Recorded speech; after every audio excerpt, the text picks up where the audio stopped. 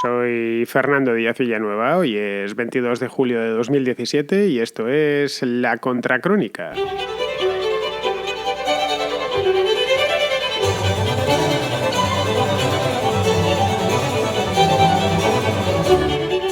Os decía ayer que no sabía si íbamos a tener hoy contraplano o contraportada y al final he estado mirando las dos carpetas y resulta que tengo 3 veces más películas que libros, así que vamos a hacer contraplano, aunque sea solo para ir dando salida a muchas películas y series e incluso un cortometraje, ojo, que vamos a ver hoy, que me habéis ido dejando y ya la semana que viene pues sacaremos la contraportada, es decir, el programa de libros. Se ve que os gustan, ya os lo he dicho, más las películas que los libros, lo cual tiene toda la lógica del mundo. De cualquier manera, esto no quita para que sigáis enviando libros, que este de La Contraportada es un programa que me gusta mucho y que me consta que a los aficionados les gusta, a los contraportadistas les gusta mucho también.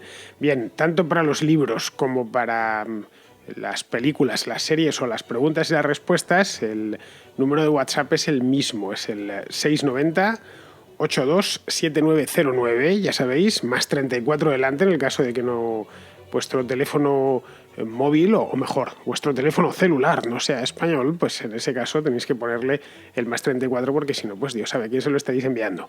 Bien, no me entretengo más y pasamos directos al contraplano.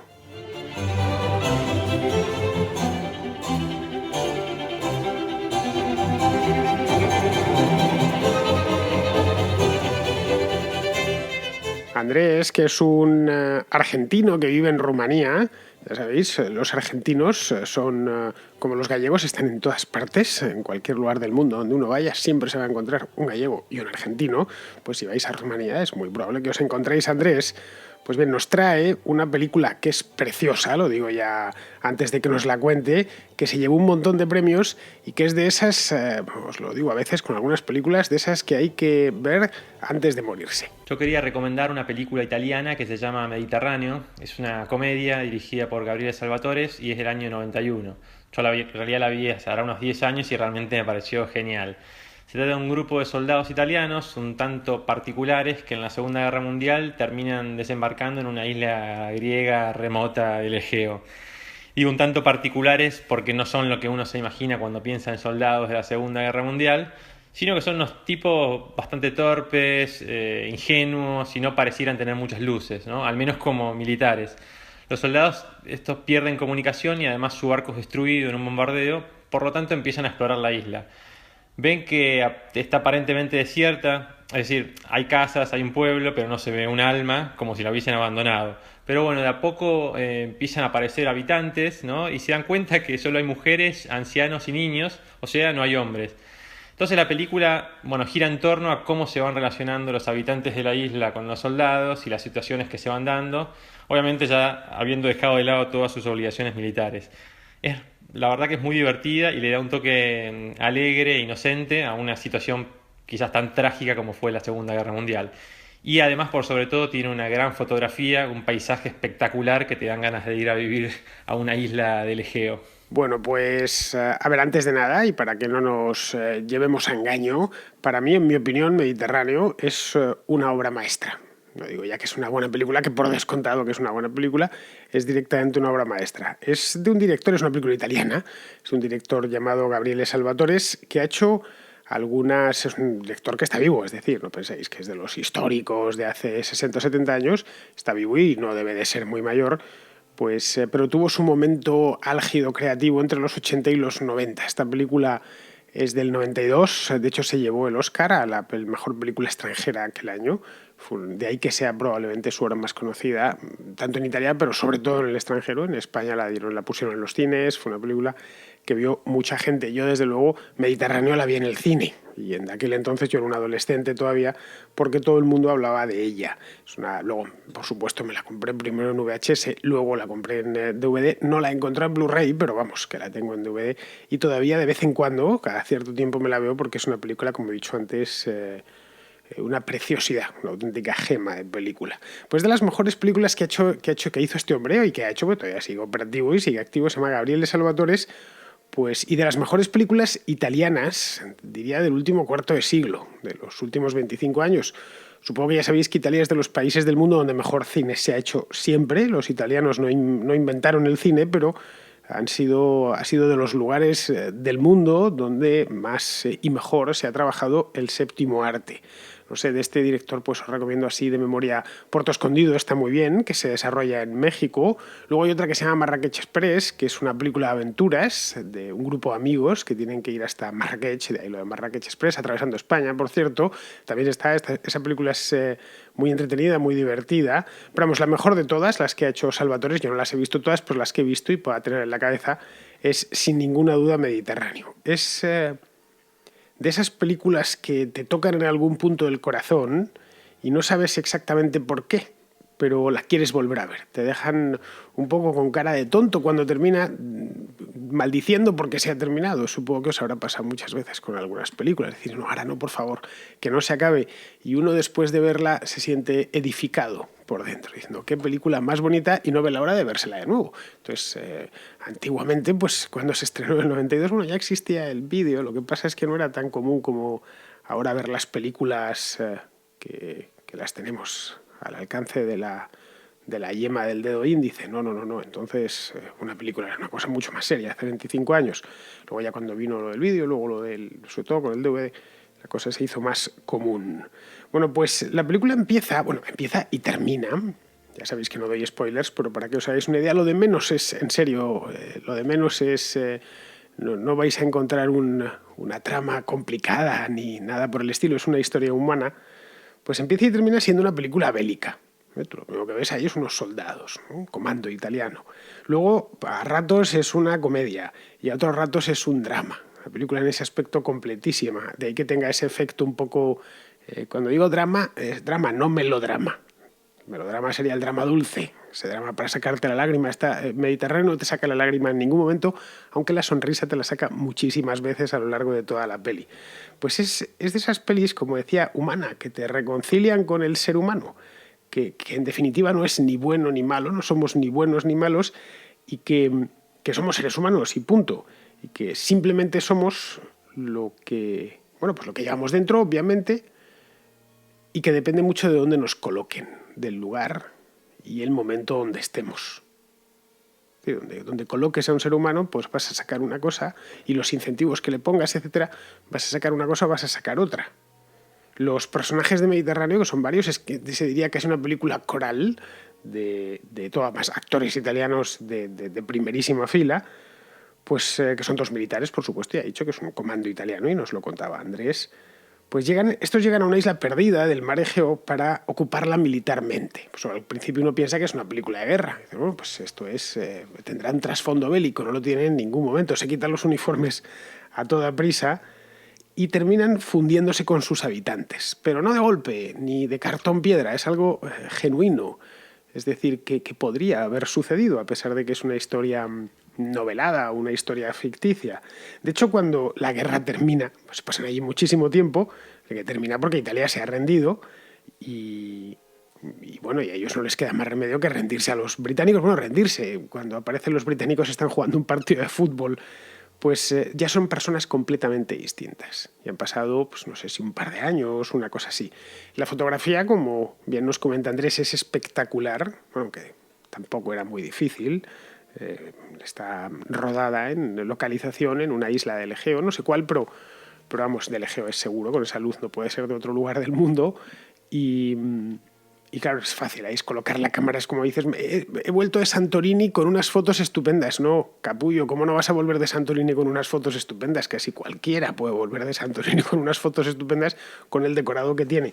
Bueno, pues en este caso el director de fotografía lo tenía bastante fácil. Ahora, no hay que quitarle méritos porque sabe colocar a los personajes en su sitio y sabe componer los planos de una manera magistral, ¿no? Es decir, la isla además está perdida de la mano de Dios. Buscaría, supongo, Salvatore es poco menos que un islote para poder decir que no está hecha en las grandes islas, ni en Mykonos, ni nada de esto, que se ve que la isla está, o estaba por lo menos en el 92, Dios dirá cómo está ahora, no sé, no tengo ni idea.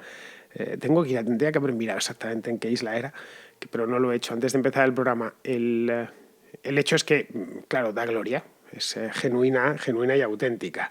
De ahí que el mar Mediterráneo sea omnipresente, y de ahí su título. Isla pequeña, cuasi virgen, y con el Mediterráneo en casi todos los planos, o en gran parte de los planos, desde luego siempre aparece el mar por un lado o por el otro. Pues eso, lo dicho, no me enrollo más. Muy recomendado, os la recomiendo Andrés y os la recomiendo yo también. Seguimos con Julio, que es de Madrid y que nos trae un corto, ya os lo advertí antes en la introducción, que es efectivamente, lo digo porque Julio ahora se lo pregunta, es el primer corto del Contraplano. Me gustaría recomendaros un cortometraje. No sé si tendré el privilegio de ser la primera persona que recomienda un cortometraje en el Contraplano, pero espero que lo veáis ya que apenas son 7 minutos y está en YouTube. El cortometraje en cuestión se llama Balance, está realizado en 1989 en la República Federal Alemana por dos hermanos de nombre impronunciable para mí, aunque tú seguro que lo pronuncias muy bien. Entrando ya en materia, el corto no tiene ni música ni diálogos, tan solo unos extraños hombres situados en una plataforma flotante y colocados estratégicamente para mantener un equilibrio. El problema viene cuando algo les obliga a moverse y a perder ese equilibrio inicial. No quiero contar más, mejor verlo, aunque sé que seguramente el mensaje del corto no te vaya a gustar, pero espero que por lo menos consideres la metáfora interesante y seguro que vas a valorar lo bien que está narrado, ya que sin música y con unos personajes del todo inexpresivos llega a contar más que muchas películas actuales. Sin duda un corto que me lleva invitando a reflexión muchos años y espero que así sea con vosotros. Un saludo y que lo disfrutéis. Pues tal y como nos dice Julio, el corto está en YouTube, es del año 1989, de animación, es alemán, y dura 7 minutos 31 segundos, es decir, que os lo podréis ver sin demasiado problema. Os lo pongo, no os puedo poner el corto porque esto es un programa de radio, tampoco os puedo pasar el link, todavía no se ha inventado la radio telepática, entonces no os lo puedo pasar, pero sí puedo hacer una cosa y es invitar a que visitéis mi página web donde, mientras estáis escuchando el programa, vais a diazvillanueva.com, miráis la última entrada del Contraplano, que la coloco siempre a la derecha en un cuadradito, bien grande además para que se vea, con una fotografía, con un objetivo, un 50 milímetros, y no en la sección que se llama 50 milímetros de mi página, que eso es otra cosa, eso es una sección de entradas cortas, sino la que pone el Contraplano. Bueno, pues ahí entráis y miráis, los pongo todas las semanas, lo digo para los que no lo hacéis, todas las semanas están los vínculos, los enlaces a las películas. A ver, si están en YouTube os lo pongo a YouTube y si no, pues os pongo un enlace a Amazon, por si quisieseis comprar la película en DVD. Ya sé que no se lleva mucho esto de comprar en DVD, pero todavía sigue habiendo algún romántico que le gusta tener las películas en DVD. Bueno, pues ahí os voy a colocar este corto que se llama Balance, efectivamente. Balance tal cual, no es que esté traducido al español, es que ya le pusieron los hermanos Lauenstein, que es como se llaman, ya le pusieron ese nombre, y lo encontraréis el enlace a YouTube para que lo podáis ver. Yo ya lo he visto y el corto está bien, es un corto ya dicho de animación, y el mensaje que transmite, que es lo que me comenta Julio, que dice que no me va a gustar, ¿no? Bien, yo lo que veo, por lo menos lo que he visto en estos 7 minutos y medio, lo que transmite es que la cooperación es necesaria. Y yo, sinceramente, Julio, te lo digo, a mí eso no me disgusta, sino más bien todo lo contrario. Yo creo que no existe sistema más cooperativo que el de libre mercado. Ahora bien, es una cooperación voluntaria y descentralizada. Es decir, no hay ninguna gente que esté tratando de obligando a cooperar a todos los actores en un mercado. Tú cooperas de manera voluntaria. Ahora mismo nosotros estamos cooperando, yo os estoy ofreciendo un producto radiofónico y vosotros lo estáis consumiendo. Es una cooperación voluntaria y descentralizada. Nadie os está obligando a escuchar el programa, ni muchísimo menos, ni a mí nadie me está obligando a hacerlo. No sé si me entendéis. Bueno, pues así con todo. Es decir, lo que transmite aquí no veo, dirías, no, pero la competencia dentro del capitalismo y tal, bueno, pero es que en el capitalismo el componente cooperativo es más importante que el componente competitivo, no lo olvides. Muchas veces, de hecho, para competir necesitas cooperar antes o cooperar con otros. Pero bueno, esto es un programa de cine, no vamos a meternos en temas filosóficos. Yo por lo menos le hago otra lectura.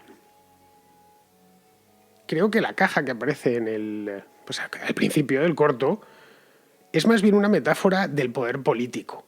Ya metiéndonos en filosofías, creo que va más por ahí, ¿no? El poder político, que es el sinónimo del mal, que es lo que a todos seduce. Si estáis viendo el corto, lo habéis visto. Lo que a todos les divide entre ellos, y que luego se empiezan a eliminar. Termina solo queda uno. Se queda a solas con la caja porque el poder no se puede compartir. El poder siempre, siempre, siempre se ejerce en solitario. ¿Cuántas veces habréis oído al director de una empresa, no digamos ya un político, ¿no? Y diréis que solitario es el poder, y efectivamente, que solitario, no puedes compartirlo con nadie. Pues si lo intentas compartir te lo van a tratar de quitar. De ahí que los consulados en la antigua Roma no funcionasen, o las diarquías de cualquier tipo, ¿no? Bueno, pues yo creo que el mensaje que transmite este corto, que está muy bien, va más por ahí. Los autores del corto, por cierto, que dices de la pronunciación en alemán, son Christoph y Wolfgang Lauenstein. Bien, son nombres alemanes bastante fáciles de pronunciar. El caso de Lauenstein, ¿no? Tenías que ver los nombres que hay por Alemania, que realmente son imposibles. En este caso es fácil. Lauen es sencillo, y Stein, pues que es piedra, también es sencillo. Y respecto a Wolfgang, Mozart se llamaba así, Wolfgang, que significa literalmente el lobo andante, el lobo que anda. Muy bien, pues hacemos una brevísima pausa musical y continuamos.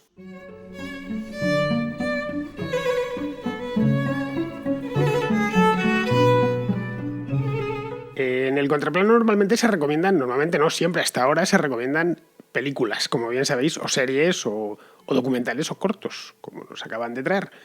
Pero las normas están para romperse, o menos para romperse de vez en cuando. En este caso, eso sí, el contraplano está para hablar de cine, ¿eh? Sí, esa norma sí que no se puede romper. En este caso, un oyente que se llama Adrián nos quiere recomendar no una película, que sería lo suyo, sino 2 directores de cine. Concibo al cine como una obra de arte. Por otra parte, al considerar verdadera la frase que dice que un camello es el resultado del diseño de un caballo a través de una comisión de personas, siguiendo este razonamiento, en materia de cine tiendo a elegir directores muy comprometidos con su propia visión íntima, única y personal. De este grupo destaco principalmente a 2 grandes: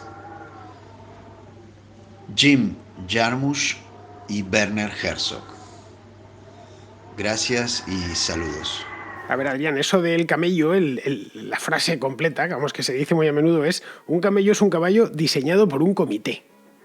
Un comité ya puedes poner un comité corporativo, un comité de políticos, generalmente políticos, y eso lo dijo un diseñador, no recuerdo el nombre, pero vamos, que por lo demás funciona en todos los ámbitos, ¿eh? Es decir, ya donde la primera idea es buena, luego se va incorporando gente y al final termina siendo aquello un desastre, es decir, se termina diseñando un camello, que el camello, a fin de cuentas, tiene su función en el desierto. Claro, si lo que pretendes es pues ganar las carreras en el hipódromo de la Zarzuela con un camello, pues no vas a ir a ningún sitio, ¿no?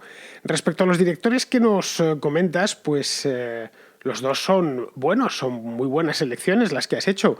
De Jim Jarmusch, ya tuvimos ocasión de verlo la semana pasada, lo trajo aquí Noche en la Tierra concretamente, nos la trajo Pablo, que es un oyente de Cádiz, y ya dije lo que me parecía a Jarmusch, es decir, me gustaba más, eso sí, Mystery Train que Noche en la Tierra, pero vamos, que es un director que en líneas generales me gusta, no es ni muchísimo menos mi director favorito, no está tampoco entre mi top 10, pero es un director que está bien y que se deja ver. Respecto a Werner Herzog, pues todavía no habéis traído ninguna, por cierto, y este es un directorazo, este es uno de los principales del cine, por lo menos del nuevo cine. Es un director empezó en los años 70, bueno, es el nuevo cine alemán, así lo llaman.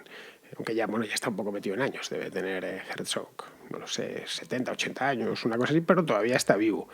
De Herzog yo no sé si he visto todas las películas, porque habrá hecho un montón, es un director alemán, pero sí unas cuantas. A mí me gusta Fitzcarraldo, por ejemplo, es un peliculón, no sé, probablemente sea la mejor que haya hecho.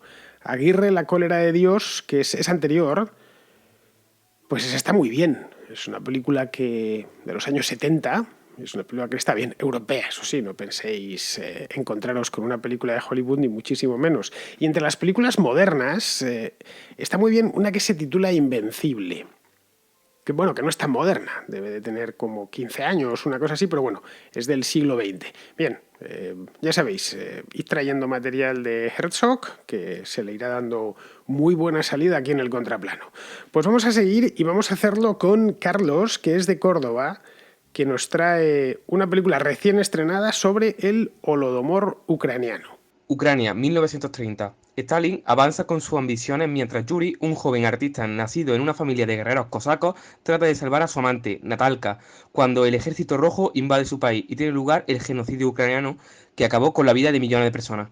Cosecha amarga, que es como se titula la película, o casi Carlos iba tan deprisa que ni lo ha dicho, es una película que no he visto. No he visto porque la han estrenado hace muy poco tiempo, dos o tres meses como mucho, película de este mismo año, de 2017, y que quizá, buscadla, quizá todavía la tengan en cartelera, no lo sé. No sé si en lugares pequeños, pero quizá Madrid y Barcelona todavía se mantenga en cartelera. Estas películas que están un poco a caballo, son medio de autor o de iba a decir, países raros. Está hecha en, no sé si en Estados Unidos, pero desde luego en el mundo anglosajón, porque la película es, el reparto que tiene es internacional. Vamos, que no son grandes producciones de Hollywood, tienen algunos problemillas con la distribución.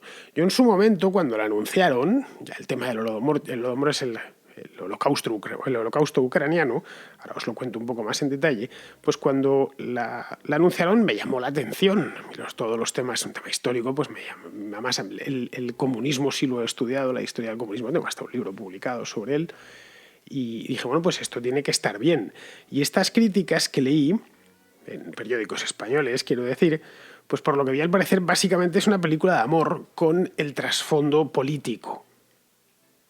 Una película de amor con dos actores internacionales, ya digo, y con un trasfondo político de la Ucrania de los años 30, que no está nada mal. Oye, las películas están también para eso y muchas veces se pueden tratar temas como este, pero claro, no son documentales. Una película no deja de ser un producto de entretenimiento la mayor parte de las veces. Entonces, o le colocas una historieta de amor, o si no, la gente no va a ver el cine, o no se la compra luego, o no le interesa lo más mínimo. Y el director y el guionista y el productor pues entendieron cuando la concibieron que la mejor manera de reflejar el holocausto ucraniano, si esa era su intención, pues era colocándole una historia humana por delante. Es decir, la historia humana por antonomasia es la historia de amor. Hace 1000 años, ahora y dentro de 1000 años.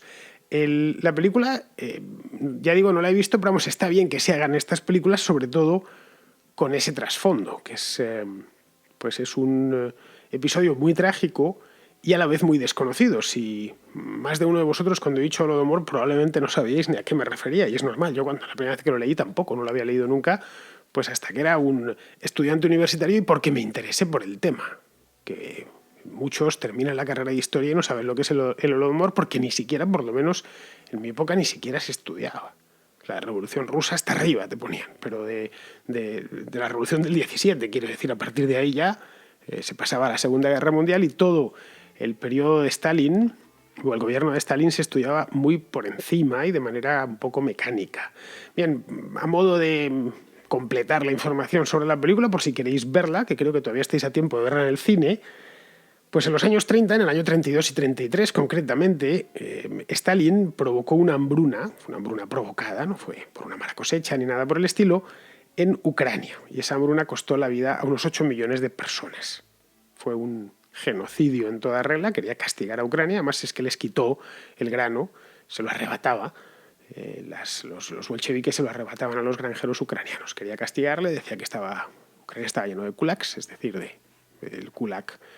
Kulak significa puño en ruso, es decir, de puños, de ricos, millonarios. Eran simplemente granjeros que tenían 2 cerdos, un par de gallinas y una pequeña parcela que cultivaban bien. Pues lo colectivizó y los mató de hambre. Pero claro, ¿por qué no es conocido esta historia? Sí, porque sí fue un genocidio que fue más costoso en vidas incluso que el Holocausto judío. ¿Por qué no sabemos de su existencia? Bueno, pues sencillo, porque Stalin ganó la guerra y nunca pudo ser juzgado por un tribunal. Bien, películas como esta, insisto, está bien que se hagan porque al menos así le terminará juzgando la historia. En fin, yo respecto a la peli, ya digo, cuando no la he visto, pero en cuanto la tengan, se la lleven a Netflix, espero que sea cuanto antes mejor, a ver si el año que viene ya la tenemos disponible en Netflix, pues la veré. Y otra cosa, Carlos, ya justo antes de terminar, que me acaba de venir, no hace falta que hables tan deprisa, que caray, pareces el anuncio este de los micromachines.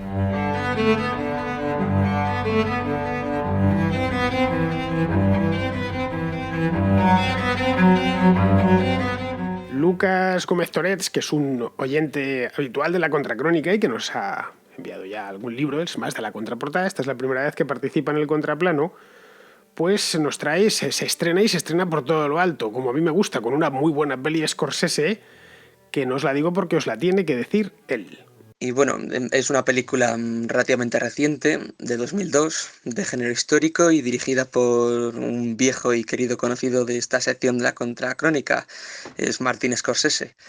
Me imagino que con estos pocos datos ya habrás descubierto a qué película me estoy refiriendo y sí, efectivamente es Gangs of New York. Basada en una novela homónima de 1928 de Herbert Asbury.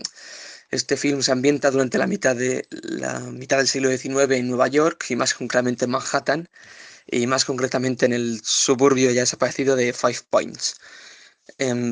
Mezclando ficción con hechos históricos, en esta película se muestran por un lado cómo era la vida en este suburbio de Five Points, un lugar de delincuencia, crimen, miseria y corrupción que al parecer espantó al mismísimo Charles Dickens, ahí es nada, cuando visitó Nueva York en 1842.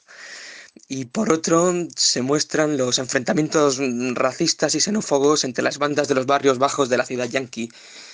Y bueno, en concreto se describen las luchas entre protestantes nacidos y criados en Estados Unidos y los inmigrantes, sobre todo irlandeses católicos.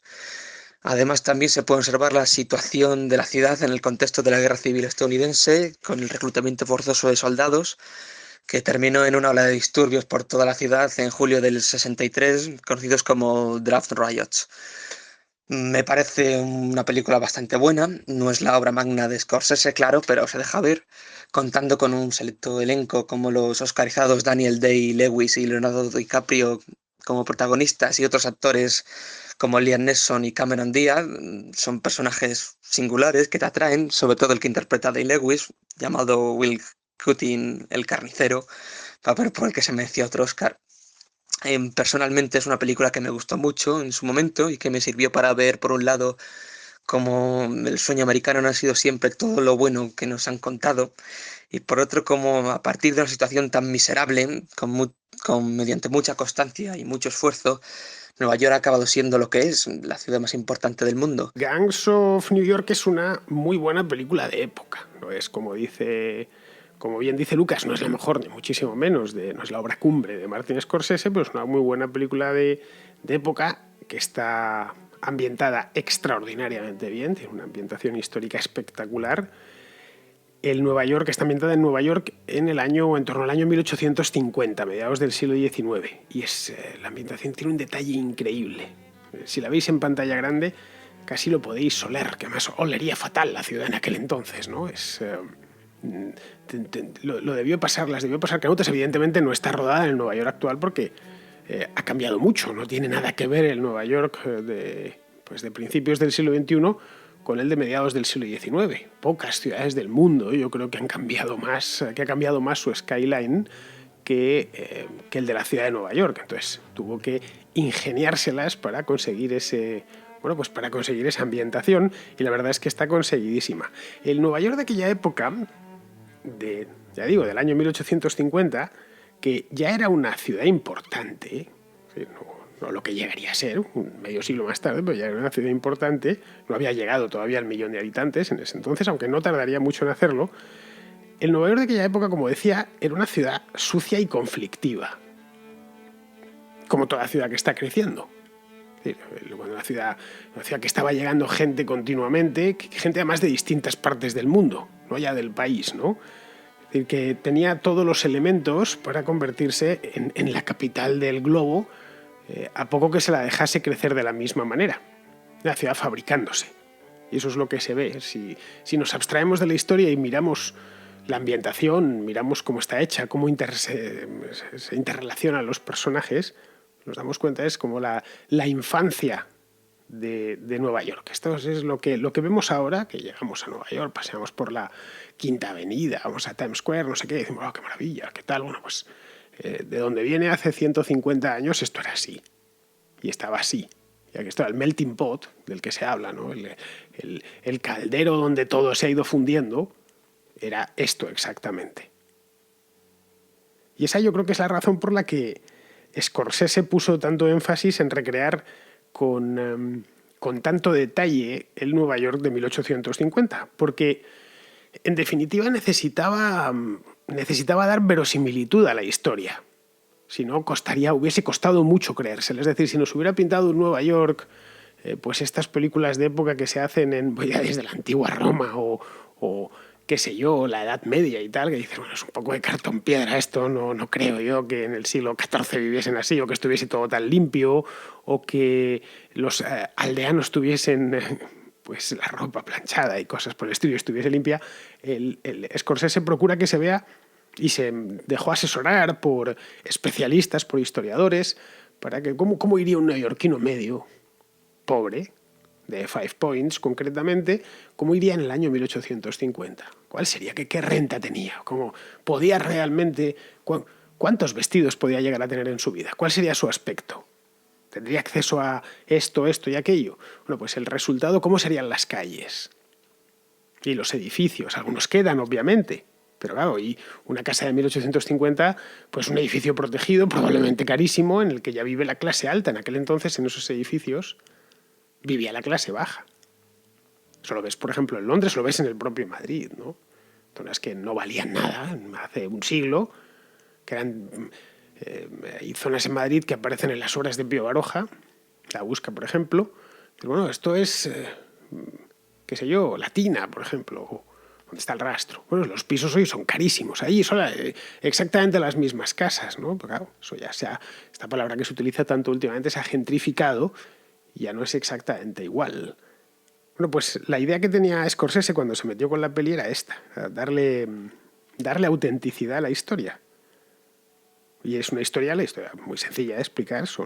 Como bien nos contaba Lucas,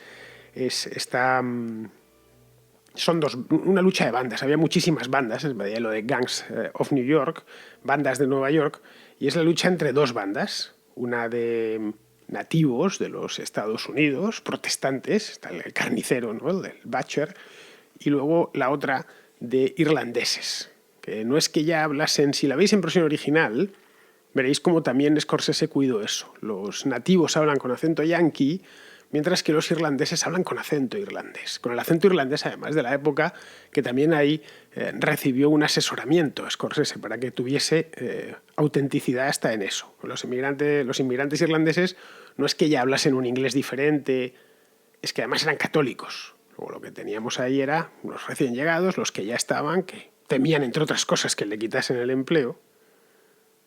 Y la Nueva York de 1850 no era tan cosmopolita como sería la de 1900 o la actual. Ya había algunas minorías, ya habían llegado los chinos, por ejemplo, han llegado negros, por supuesto, había afroamericanos que llaman ahora, pero todavía estaban por llegar los italianos, que terminarían dando forma a la ciudad, empezando por el propio Scorsese, que se crió en la Little Italy, en la pequeña Italia de Nueva York, o los alemanes, que llegarían a final de siglo. Es decir, todavía no estaba Ellis Island recibiendo, bueno, es que no se había ni construido todavía los edificios de Ellis Island recibiendo inmigrantes a punta pala todos los años.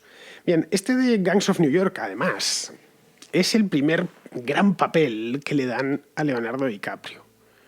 No sé, los más, Lucas, tú no porque eres muy joven, pero los que somos más mayores sí nos acordamos de cuando, los años 90, cuando Leonardo DiCaprio era un ídolo de jovencitas. Era un actor que no se lo tomaba uno demasiado en serio. Bueno, así guapete, el tipo era, bueno, y sigue siéndolo, un hombre muy apuesto y bien, hacía esas películas. Hasta ese momento pues había hecho de galán de adolescentes, tipo pues películas como La Playa o Titanic, que creo que es la película suya más taquillera con diferencia, o Romeo y Julieta, que es incluso anterior, ¿no?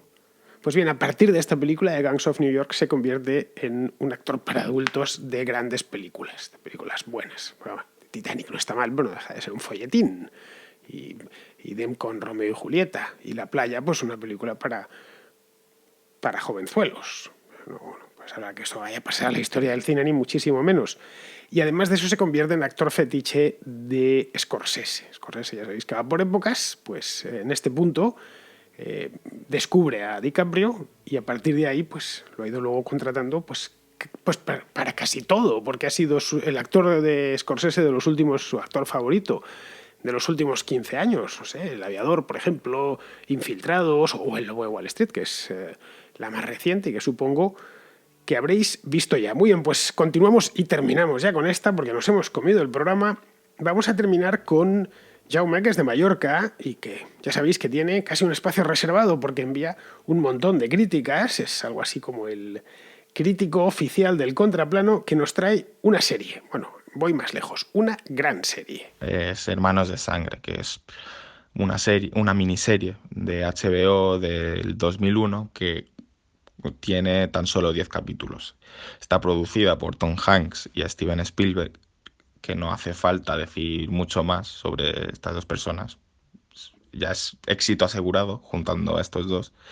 Y nada, pues explica la Segunda Guerra Mundial en Europa de una compañía aerotransportada de paracaidistas desde su entrenamiento hasta el fin de la guerra. Y puedes ver perfectamente pues sus vivencias en el día D, los problemas que tuvieron en el bosque de las Ardenas, bastante conocido, o al ver el primer campo de concentración de judíos. Y bueno, como dato curioso es que al principio de cada capítulo hablan los personajes reales y cuentan, pues un poco, te introducen a cada capítulo y cuentan sus vivencias. Esta serie que nos cuenta Jaume, Hermanos de Sangre se llama, pues ya es algo antigua, es del año 2001 concretamente, y viene a ser algo así como, pues como un producto derivado, de una obra derivada de Salvar al Soldado Ryan, que supongo que sabréis, pues estaba metido tanto Tom Hanks protagonizándola como el propio Spielberg. Entonces les debió gustar el tema y la historia y decidieron convertir, no exactamente la misma historia, pero sí ese estilo de película bélica, convertirla en una serie. La serie esta de Hermanos de Sangre, en inglés se llama Band of Brothers, que sería, claro, habría que traducirlo como banda de hermanos, que no significa exactamente lo mismo en español. Bueno, aunque eso está tomado de Shakespeare, lo de we happy few, we happy few, we band of brothers, ¿no? Es decir, que está tomado de la literatura. Pues es básicamente una película partida en 10. Son 10 horas de película que, claro, no te las vas a ver enteras, pues te la parten porque es la misma historia y cada capítulo no son autoconclusivos, ni muchísimo menos. Vienen a contar las andanzas de una compañía de paracaidistas del ejército norteamericano en el Teatro Europeo de Operaciones durante la Segunda Guerra Mundial. Es tan simple como eso. Al principio de cada capítulo aparecen los que luego ves, interpretados por actores jóvenes, les ves ya mayores. Supongo que, claro, han pasado 15 años desde entonces, pues si no todos, casi todos los que aparecen ahí ya estarán muertos, ya entonces eran muy mayores, que habían sido miembros de esa compañía. Es decir, la serie, digamos, tiene un engarce con la realidad, con hechos reales y con personajes reales. Hoy la verdad es que nos hemos acostumbrado ya a este tipo de series de grandes producciones, ¿no? Estas series de altísimo presupuesto, pero hace 15 años no era tan normal, de hecho era una cosa muy extraña. Esto de Hermanos de Sangre fue una novedad. Fue una serie carísima para la época. Y eso además se ve que hay mucho dinero ahí metido, que hay muchos dólares ahí metidos en todo, en dirección, en realización, en fotografía, hasta en atrezo. Las batallas son batallas como las de una película, etc. Además de esto, la historia es muy buena, es decir, que se deja ver muy bien y te engancha. Desde el primer capítulo ya necesitas ver el siguiente. Los personajes son muy sólidos porque son reales y además porque están muy bien interpretados. Todos son actores jóvenes. Algunos, a raíz de Hermanos de Sangre, luego empezaron a hacer papeles mayores, de ahí que si lo veis ahora por primera vez, algunas caras os sonarán, y además está muy bien filmada. Esta serie tiene una hermana que se llama The Pacific, el Pacífico, que es lo mismo, pero en el Teatro de Operaciones del Océano Pacífico. Es una serie muy posterior, creo que se hizo 10 años más tarde, una cosa así. A mí me parece que The Pacific es incluso mejor que Hermanos de Sangre. No sé, si alguno de vosotros la ha visto, ya sabe, no tiene más que enviar su nota de 1 minutito y podemos hablar de esta serie. Muy bien, pues queridos amigos, nos hemos pasado, que es lo habitual en la Contracrónica y especialmente en el Contraplano, así que nada, no me queda más que despedirme de vosotros hasta mañana, que habrá, bueno, lo del domingo siempre hay lo mismo, Contrarréplica.